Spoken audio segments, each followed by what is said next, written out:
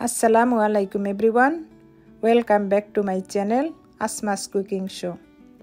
আজকে আমি বানিয়ে দেখাবো চিকেন স্টিক।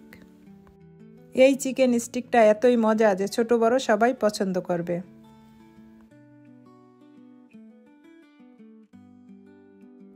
এভাবে বানিয়ে আপনারা লাঞ্চ ও ডিনারের টেবিলে পরিবেশন করতে পারবেন।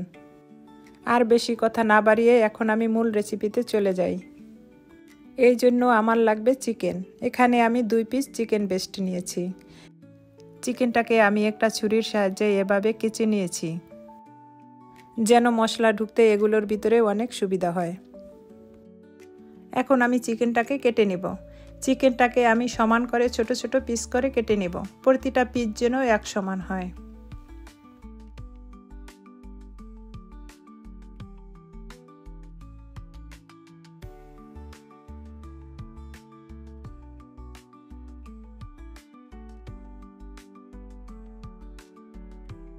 চিকেনটাকে কেটে রেডি করে নিয়েছি।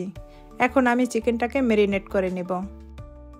এই জন্য আমার লাগবে 1 চামচ রসুন বাটা, 1 চামচ আদা বাটা, স্বাদ মতো লবণ, 1 চামচ কালো গোলমরিচ, হাফ চামচ ধনিয়া গুঁড়া, 1 চামচ মরিচের গুঁড়া, 1 চামচ থাইম, আর দেব 1 চামচ পাপরিকা পাউডার, 1 চামচ সরিষা বাটা, 2 টেবিল চামচ টক দই,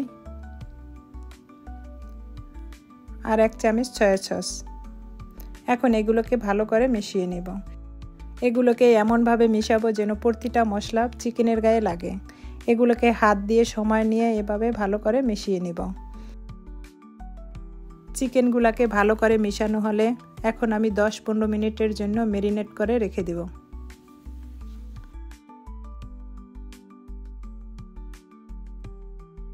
এই পর্যায়ে আমার ম্যারিনেট করা রেডি। এখন আমি শাসলিকের কাঠির ভিতরে চিকেনগুলোকে গেঁথে নেব।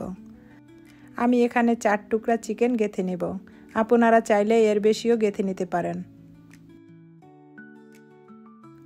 এভাবে আমি প্রতিটা কাঠির ভিতরে চিকেনগুলোকে গেঁথে নেব।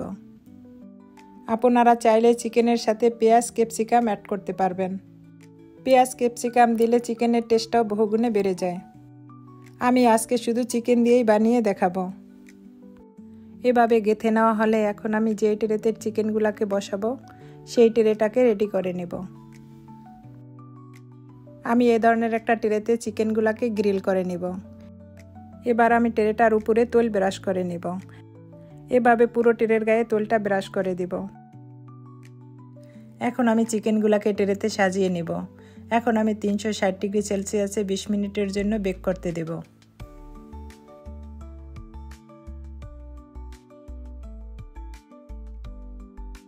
এখন আমি একটা বাটারের পেস্ট রেডি করে নেব। এই জন্য আমার লাগবে 3 পিস রসুন। রসুনগুলোকে আমি কুচি কুচি করে কেটে নেব। এভাবে কুচি কুচি করে কেটে নিয়ে এর সাথে আমি দিয়ে দিব পার্সলি। আমি পার্সলিগুলোকে কুচি কুচি করে কেটে নেব। এভাবে কুচি কুচি করে কেটে নিয়ে একটা বাটার রেডি করে নেব। এই জন্য আমার লাগবে বাটার। বাটারটা গলে আসা পর্যন্ত আমি অপেক্ষা করব। এখন এর ভিতরে দিয়ে দিব রসুন কুচি।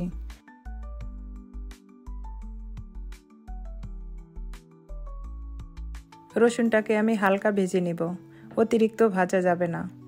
রসুনটা হালকা ভাজা হলে এর ভিতরে আমি দিয়ে দিব পার্সলি। পার্সলিগুলোকে অতিরিক্ত জাল করা যাবে না, একটু নেড়ে চেড়ে নামিয়ে নেব। এই তো আমার বাটারের পেস্টটা রেডি। এইদিকে আমার চিকেনগুলোও রেডি। এখন আমি চিকেনের উপরে বাটার পেস্টটা ব্রাশ করে নেব। এভাবে প্রতিটা চিকেন স্টিকের গায়ে আমি বাটার ব্রাশ করে নেব। এভাবে বাটার বানিয়ে চিকেনের গায়ে লাগিয়ে চিকেনটা খেলে চিকেনের টেস্টটা বহুগুণে বেড়ে যায়। এভাবে চিকেনটা বানিয়ে নান, রুটি, পরোটার সাথে আপনারা খেতে পারেন। আমি আশা করি আজকে আমার এই রেসিপিটা আপনাদের কাছে ভালো লাগবে। ভালো লাগলে একবার হলো ট্রাই করবেন। এরকম নিত্য নতুন রেসিপি পাওয়ার জন্য আমার চ্যানেলটাকে সাবস্ক্রাইব করে আমার চ্যানেলের পাশে থাকবেন।